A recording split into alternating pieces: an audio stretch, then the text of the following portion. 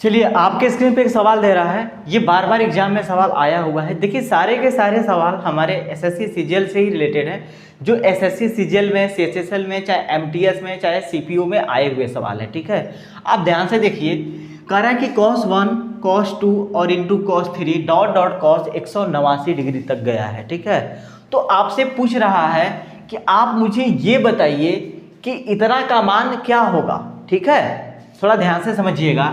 अगर इस सीरीज को हम सोल्व करना स्टार्ट करें, इस सीरीज को अगर हम सोल्व करें तो यहाँ पे क्या लिखेंगे हम, cos 1 degree into cos 2 degree और डॉट डॉट डॉट कहाँ तक, एक बार हम इसको बीच में कहीं ना कहीं तो cos 89 आएगा ना, cos 90 डिग्री आएगा। क्या आएगा, cos 90 आएगा। और इधर क्या हो सकता है, cos 89 डिग्री भी हो सकता है। ठीक है, इतना। और फिर इधर से सीरीज बढ़ेगा तो कहाँ तक जाएगा, cos 189। ठीक है, यहाँ तक सीरीज जाएगा। आप सोचो, ये सारे के सारे मल्टीप्लाई में है, सारे के सारे क्या है, मल्टीप्लाई में है।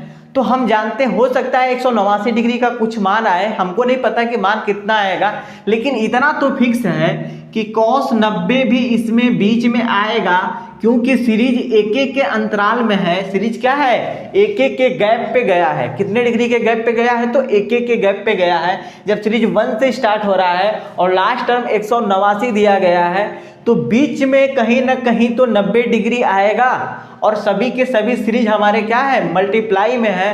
तो हम साफ जानते हैं कि cos 90 का मान जो होता है वो 0 होता है।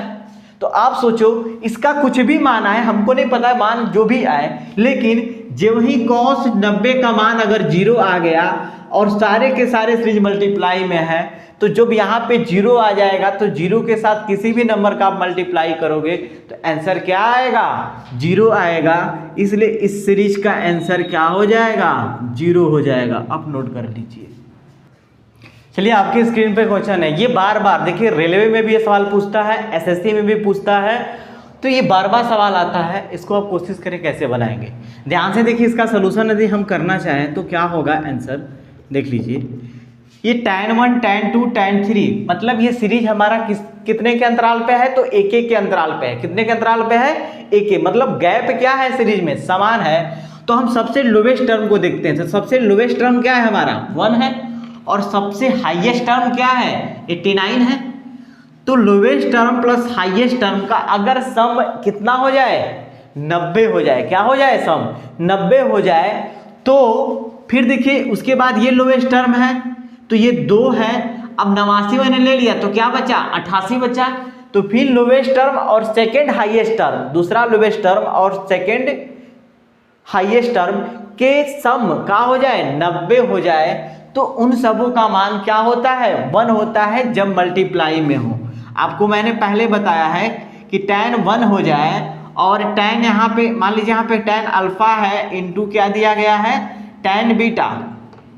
ध्यान से देखिएगा, tan अल्फा है और tan बीटा दिया गया है। ठीक, और अल्फा प्लस बीटा का योग कितना हो जाए, अगर 90 हो जाए तो हम कह सकते हैं कि यहाँ पे इन सबों का मल्टीप्लाई क्या होगा, 1 आ जाएगा। आंसर क्या आएगा, 1 आएगा।